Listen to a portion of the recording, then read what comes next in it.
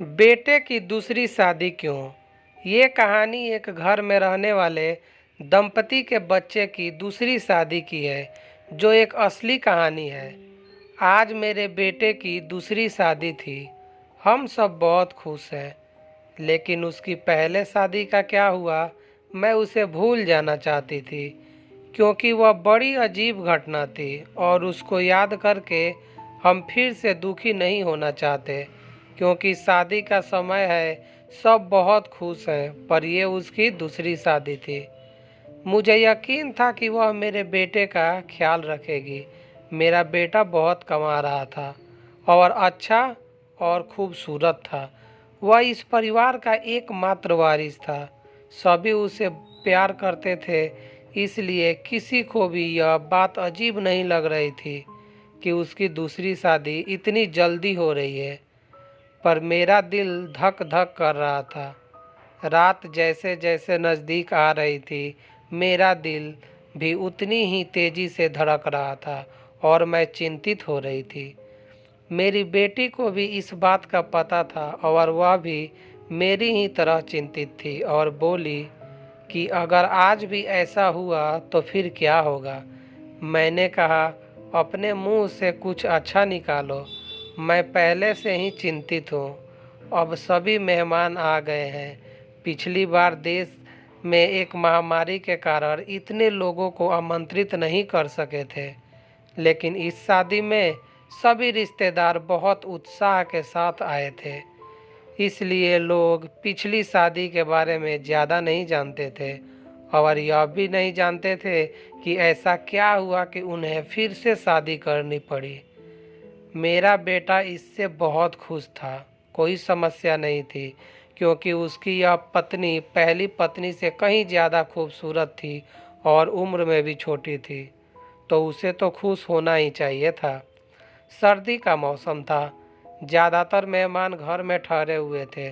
समारोह बाहर हो रहा था।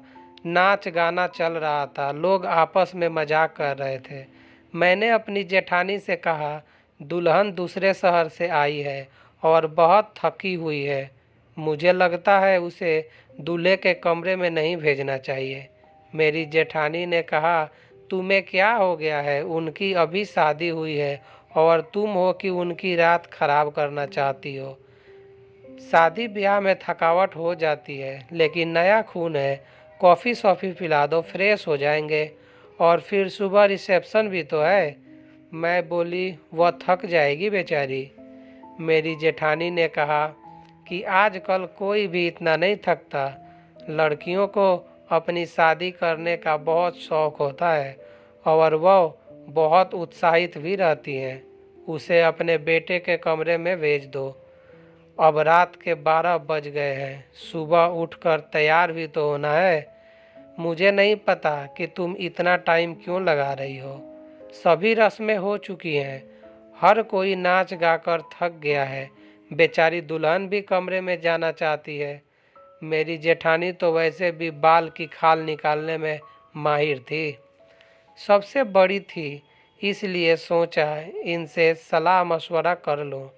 लेकिन उसने मुझे ही बातें बता दी और फिर उसने खुद ही कहा कि अब दुल्हन कमरे में जाएगी। दुल्हन को कमरे में ले जाया गया। बाकी सबको कमरे से निकालकर मैं थोड़ी देर दुल्हन के पास ही बैठ गई। मैंने कहा, बेटा, तुम अपने परिवार में सबसे बड़ी हो। तुम बहुत ही धैर्यवान लड़की हो, इसलिए मैं तुम्हें पसंद कर आई थी।